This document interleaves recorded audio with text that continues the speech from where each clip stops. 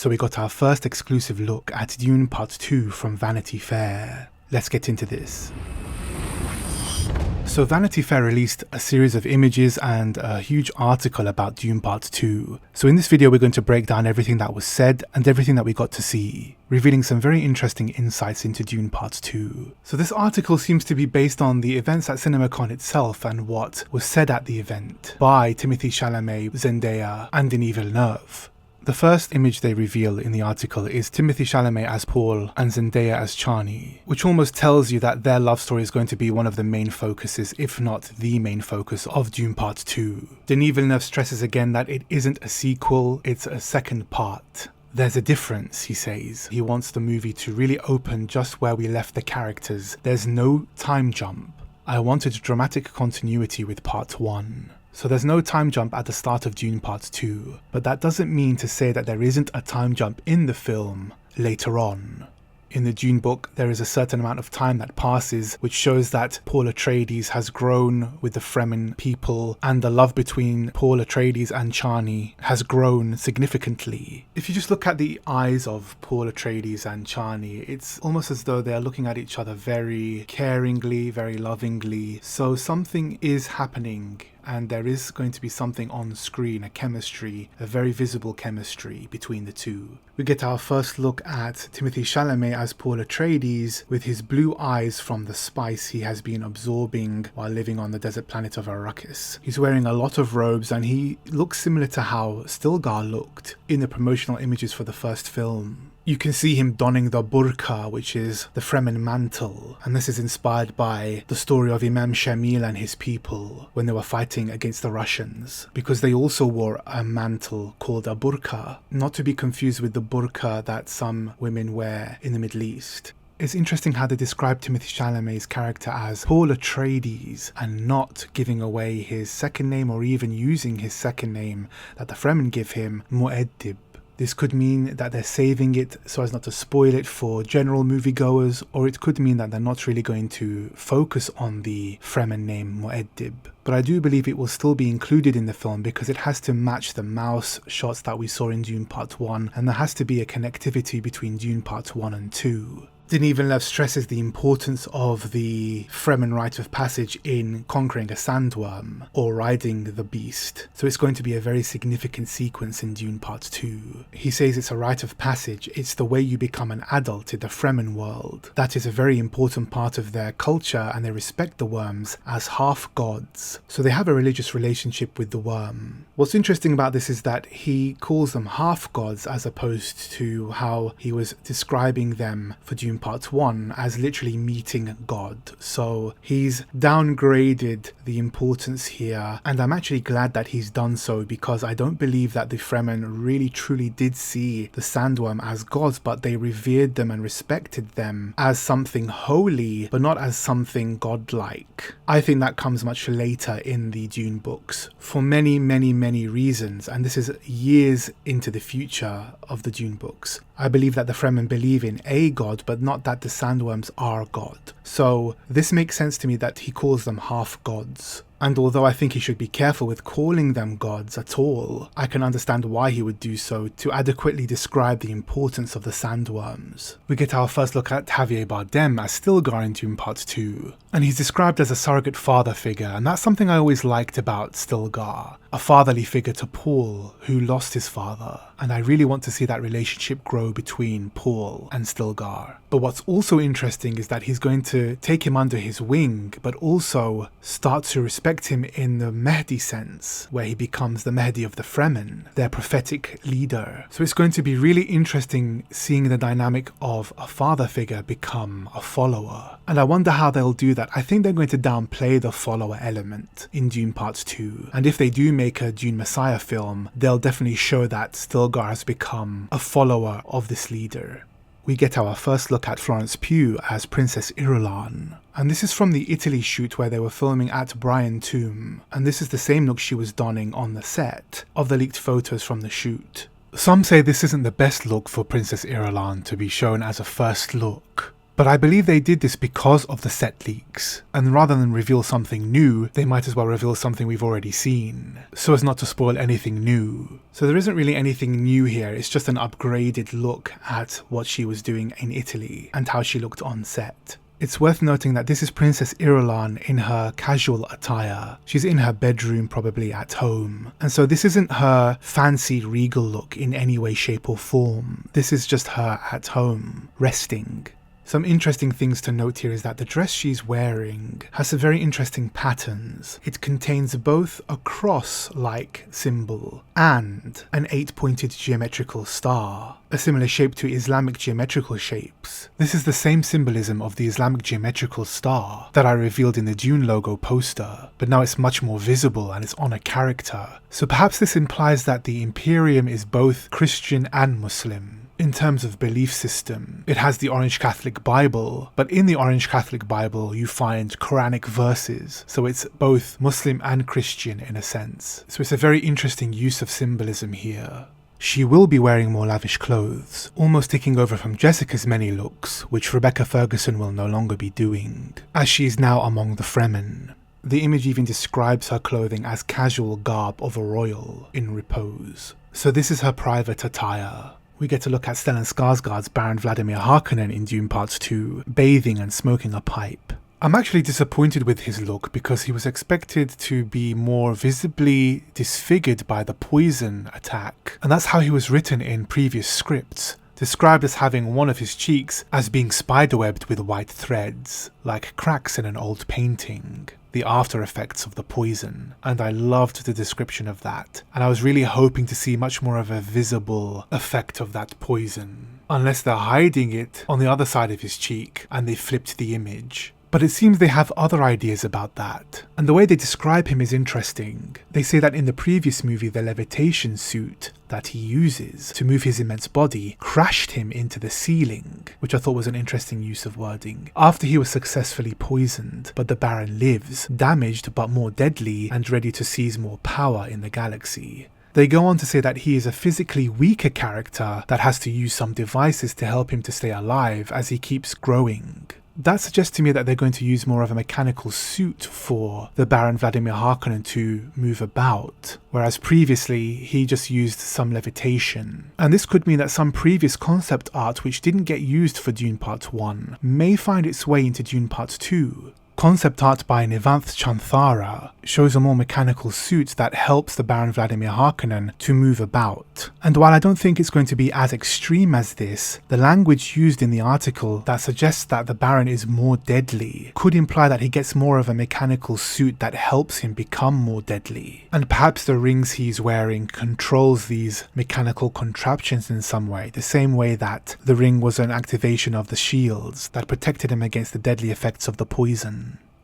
Villeneuve continues that he always saw the Baron as some kind of hippopotamus because of his weight, so that he's more comfortable in liquid. So perhaps that means that he'll be able to become mobile in a liquid tank of some kind. He feels more relaxed in those baths, and he's actually smoking spice in this picture. And we know that spice is a kind of drug that prolongs life, or extends life.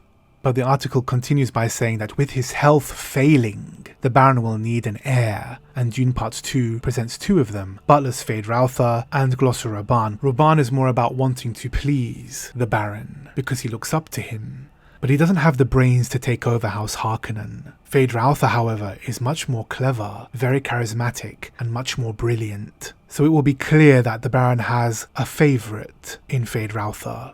We also get to look at Josh Brolin's Gurney Halleck, blood-soaked and bloody from battle in Dune Part 2. I'm surprised they showed him returning because it was left ambiguous as to whether he would return or not to general moviegoers, but obviously to fans of the Dune series, they know he returns. But it seems that they didn't really care about the spoiler and that they wanted to show him returning anyway. My guess is to sell the movie more. And perhaps they are saving other things as a surprise.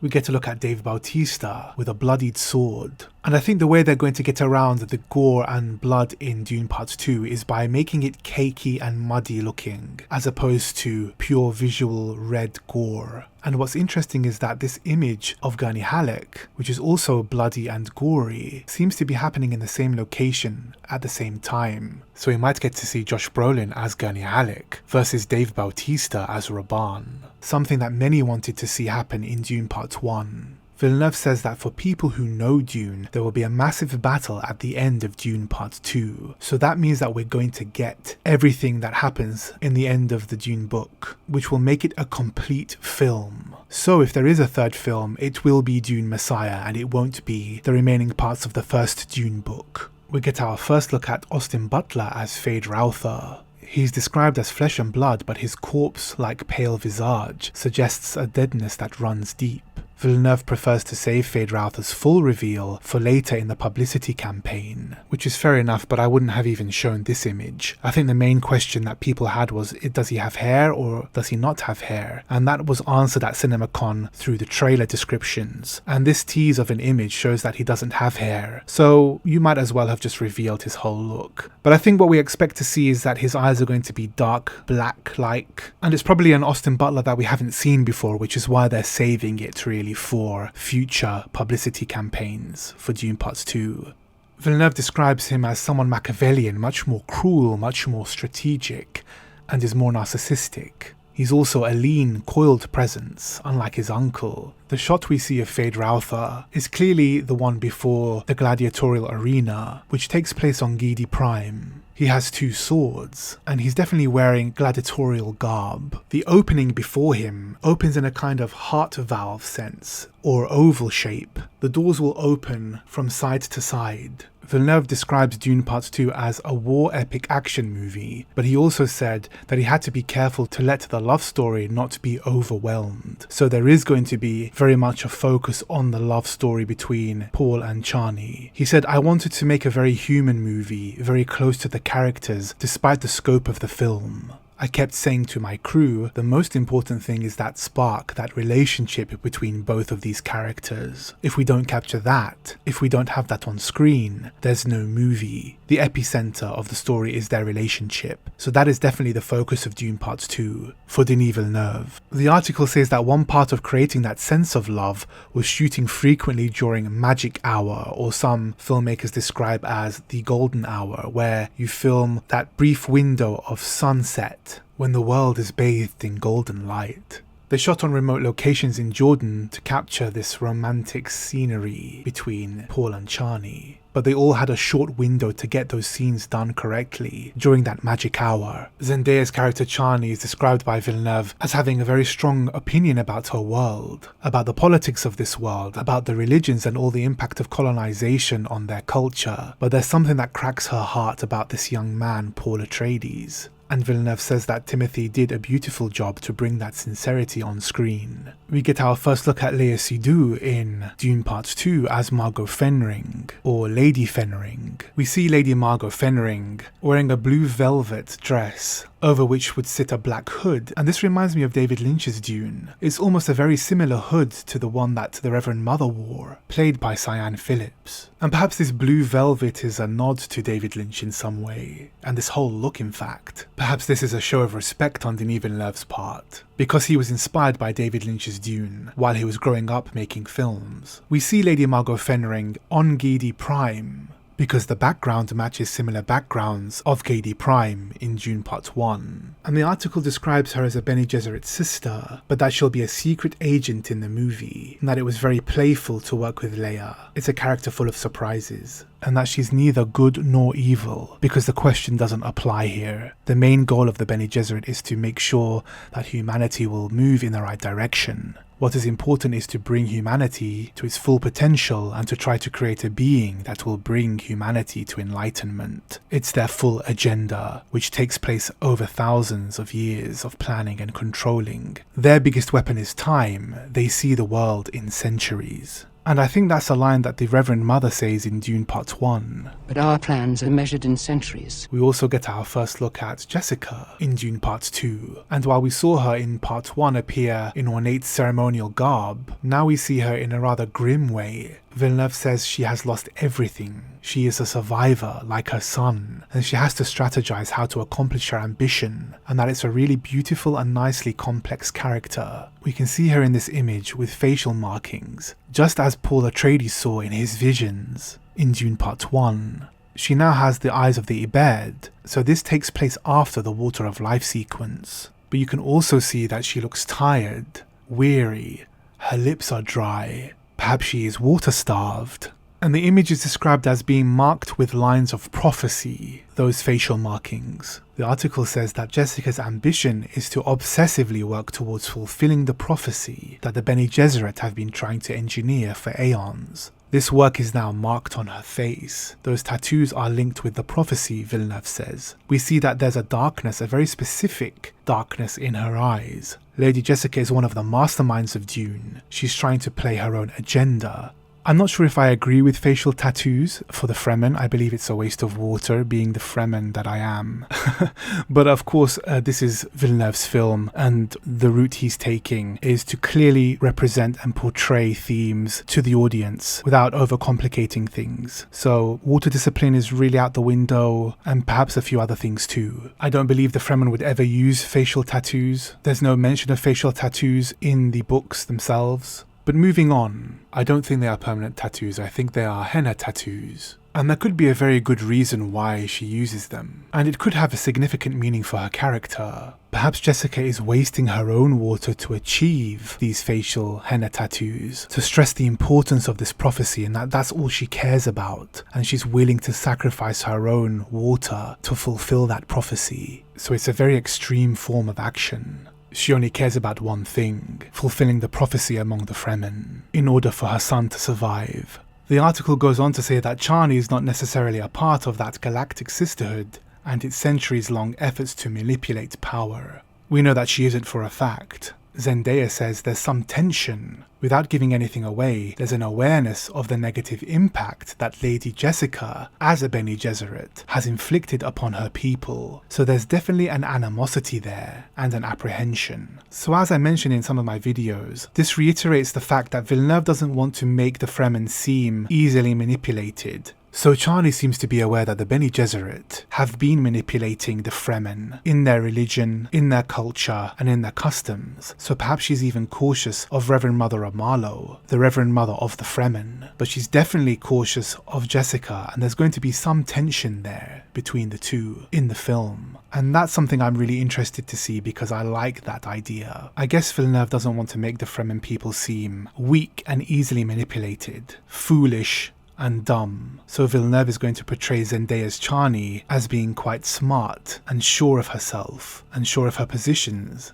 And in this image of Zendaya as Chani walking in this cave-like setting, we can see it has Fremen markings. So this is a place that has been used for a long time among the Fremen. And we can also see Jessica in the background behind her. So this is a scene that happens just at the beginning of Dune Part 2, right where we left off in Dune Part 1. They reach this cave-like structure, and Paul and Jessica are led into this cavernous region. Now if you remember, Paul walks ahead of Jessica, so technically Paul should be behind Chani, but what I think has occurred is that Jessica stops Paul from entering the cave because she is cautious for him. She's worried and concerned, so she decides to go ahead before him to make sure that it's safe, using her Bene Gesserit skills. That's why we see Jessica behind Chani, as opposed to it being Paul. So I think that's going to be a scene in Dune Part 2 where she pauses him, she stops him from entering the cave before her, and she goes ahead of Paul and allows Paul to follow her lead. Perhaps Chani will notice this, and this is where the tensions begin. And that final shot of Dune Part 1 was an indicator that Jessica doesn't trust Chani or the Fremen, and that she'll have a job to do now, which is to make her son fulfill the prophecy. What do you think of the first look of Dune Part 2? Let me know in the comment section below.